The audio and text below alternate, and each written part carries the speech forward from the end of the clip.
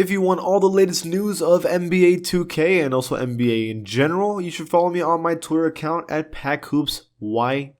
Not only that, I do giveaways all the time when it comes to VC, games, and also even consoles. So check it out, follow me, and see you there. We have screenshots and also for the first time player ratings for NBA 2K22 to cover in today's video. ¿Qué pasa to the pack? It is Pack here. Before this video starts, please be an OG, join the pack, and subscribe. Help me get to 300,000 subscribers and leave a like on the video to help the channel out, okay? So, before I get into all these screenshots, I know that a lot of you are like, I don't care about screenshots, and I get it. But remember that after they show screenshots is usually when they drop the trailer. So this is a good sign that we're moving forward in news and we're getting closer to the big reveal. But I'm excited to at least talk about ratings. I mean, this is the rating channel after all. Like I talk about roster ratings like every day, right? So this makes sense for me and I like to talk about it, okay? So let's start off with the player ratings themselves. We start off with the lowest rating with LaMelo Ball. 84 overall, he drops 1 overall. He was an 85 last year. He was pretty clearly Rookie of the Year. He was fantastic to watch in a team that's really cool, honestly, and has really, really nice jerseys. They drop him. Now, the only reason they drop him, I'm assuming, is because now that there's more talent on the team, now that people are going to be healthy again, his role will diminish a little bit. Maybe that's what they're assuming, but I don't know. If a player hasn't played worse, then why are you dropping his rating? I don't really agree with 2K on this one. But the face scan looks amazing. I'll compare the graphics in a second for the people that got changed. But overall, though, at the end of the day, 84 overall is really, really high and pretty decent, okay? So up next is kind of a crazy one. So Jrue Holiday and Chris Middleton and Giannis. But I won't talk about Giannis just yet because, I mean, first of all, his rating didn't change. He's 96 overall. I thought it's kind of disrespectful that Giannis didn't grow 1 overall because he just won a championship. My opinion on that, but whatever. But let's start with Chris Middleton, okay? 88 overall, he gets +3. He was an 85 last year. He was below Jrue Holiday rating-wise before the year had ended. But after this playoffs and Chris Middleton's amazing offensive play in the playoffs, there's no doubt that this man gets buckets, okay? He is a second option on a championship level team, and now his rating is supporting that. And they've always done this. When a team wins a championship, the player ratings go up pretty aggressively. And this is just another example of that. Well deserved. But Jrue Holiday, this is where I get kind of upset. They drop him 1. What? Why? In what world does Jrue Holiday go down? One of the best defenders in the NBA, and he showed that in the playoffs. Contributes offensively, and he showed that in the playoffs and the finals. Was he inconsistent sometimes offensively? Yes. But he was consistently amazing at defense. If you had kept him at 86, I would have been like, yeah, whatever. But the fact that they dropped him to 85 is a spit in the face to him. That is a crazy, crazy decision to drop his rating. Can't believe that one. That's terrible. Up next, we have Zion Williamson. Now, I know a lot of people, there's a lot of Zion haters out there, and a lot of people that don't understand what this guy does. And I don't want to sit here and talk about the stats, but you can look him up yourself, because I know people get mad when I talk about only stats. But look up the stats yourself. He puts up numbers that you can't even believe. Now, I know that they're not winning. I know his game isn't very flexible. He doesn't really shoot a lot of threes. And defensively, I wouldn't say he's great either right now. But this man is dominant offensively, putting up numbers in his early years better than guys like Michael Jordan and LeBron James. That's how good this man is doing so early in his career. And he's showing like he's going to be future great, and I think that rating represents that. I wouldn't even be surprised if he was a 90. Up next, we have Trae Young. So to be honest, I was surprised his rating was so low in the first place. 87 overall for a guy that went to the conference finals. To drag a team to the conference finals is super impressive. Trae Young is a borderline superstar officially after that performance he had in the playoffs. I mean, he played out of his mind.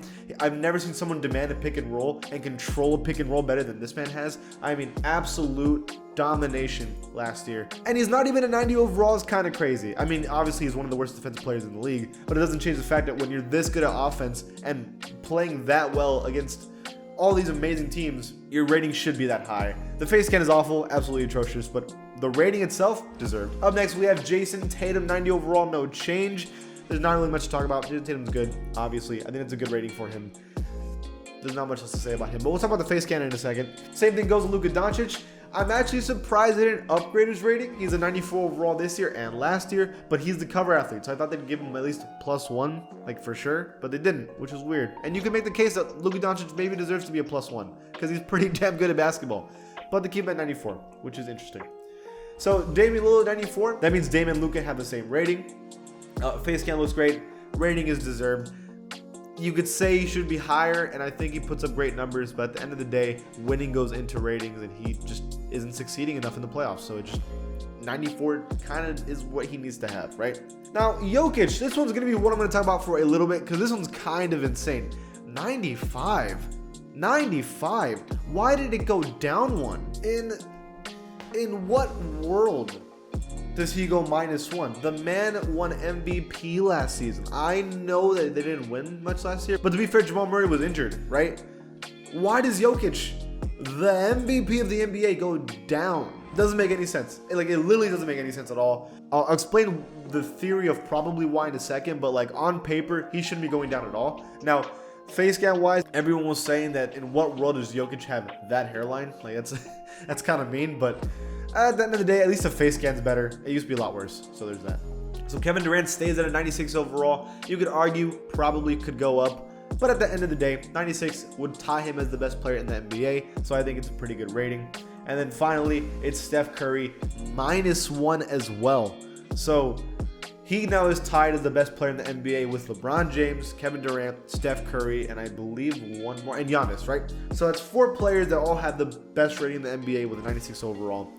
And that's kind of nuts. -1 for him. I talked about in my prediction video why he probably didn't get -1 because he lost, so he didn't even make the playoffs, right? So that's probably why he got it. But still, he's in the conversation for being the best player in the league, and I think that's fair, right? I think it's absolutely fair. Now, last thing I want to do is show you guys the graphics comparison. The first one is Jrue Holiday. This is probably the weaker one. There's little changes here with the facial hair and like the hair in the back of the head. You can see that they changed it a little bit.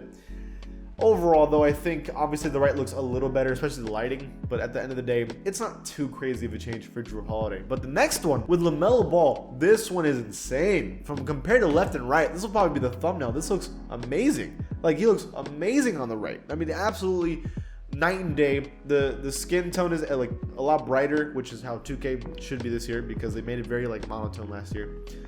The tattoos are a lot darker. The hair is a lot more detailed. The face scan is completely redone. The facial hair is amazing. Even like the little sideburns here. I mean, all that is extremely detailed.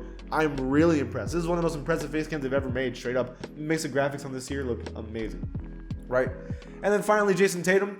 I mean, everything from skin tone to lighting to beard is being updated. Like, what were they even doing before the beard? The hair is longer now, which, I mean, he's had it longer for a while now. They finally updated it. They even had that, like, little bit of, like widow's peak coming out on his hairline. The eyebrows are a little darker. The face scan is updated. Like, everything about this is absolutely amazing. And a little Vista print change from the Celtics logo this year. Absolutely amazing face scan. Like, no complaints. Even another thing I noticed, they added an Adam's apple in players now, which is kind of weird. They finally added that, now that I think about it. But yeah, I mean, absolutely amazing face scan. All this stuff has been amazing graphically. Now it's time to see some gameplay, though. I'm happy with these ratings for the most part. There's a little here and there that are controversial, but what do y'all think about all of this? Leave it in the comments below. If you like the channel, please give it a sub, and I'll see you guys next time.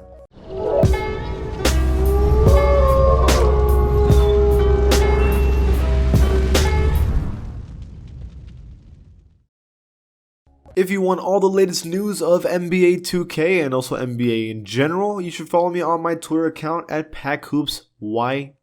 Not only that, I do giveaways all the time when it comes to VC, games, and also even consoles. So check it out, follow me, and see you there.